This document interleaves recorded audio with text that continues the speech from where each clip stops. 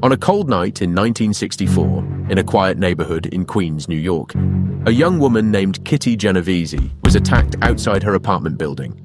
The attack lasted for more than 30 minutes. Dozens of neighbors heard her screaming. Lights turned on in nearby windows.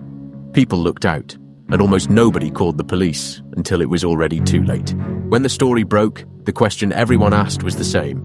How could so many people watch and do nothing? But the real answer turned out to be far stranger than simple cruelty. It wasn't that people didn't care. It's that the presence of other people made each individual less likely to act. Psychologists would later call this the Bystander Effect. And once you understand how it works, you'll never look at a crowd the same way again. Welcome back to The Undermined. Today we're breaking down one of the most counterintuitive findings in psychology. The more people who witness an emergency, the less likely any single person is to help. Not because people are heartless, but because of something happening quietly inside your brain the moment you're not alone. Here's the first piece of the puzzle: diffusion of responsibility. When you're the only person who sees someone fall, the responsibility to help lands entirely on you. There's no one else to share it with.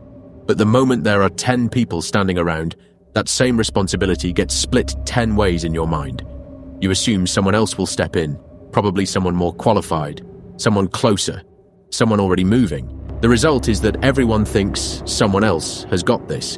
And because everyone thinks that, no one does. The second piece is even sneakier. In an unclear situation, we look at other people's reactions to figure out how we should feel. If someone collapses on a busy street and everyone keeps walking, your brain quietly concludes, this must not be a real emergency. Otherwise, people would be reacting. Each person is reading everyone else's calm expression as evidence that nothing is wrong, when in reality, everyone is doing the exact same thing at the same time. It's a feedback loop of false calm. And there's a third layer most people don't talk about: the fear of misreading the situation. Stepping in and being wrong feels humiliating. So your brain weighs the small risk of public embarrassment against someone else's emergency. And in that split second, embarrassment often wins. Not because you're a bad person, but because that's how the brain is wired to protect your social standing. This isn't just a theory built on one tragic night. Psychologists John Darley and Bib Latani tested it directly. In one experiment, they had a person stage a seizure over an intercom while participants believed they were alone, or with one other person, or with 4 other people in separate rooms. The result was almost mathematical. As the number of bystanders increased, the percentage of people who actually went to help dropped. Being part of a bigger group didn't make people safer. It made them quieter. Now, it's worth saying that the original Kitty Genovese story, the one most people learned in school, was actually exaggerated by early news reporting. Later investigations found that some neighbors did call the police, and the attack wasn't fully visible to as many people as the headlines claimed. But here's the important part. Even though that one story got the details wrong, the psychological effect it inspired has been proven again and again in carefully controlled experiments. The myth got the facts wrong. The science behind it turned out to be real. So, what do you actually do with this?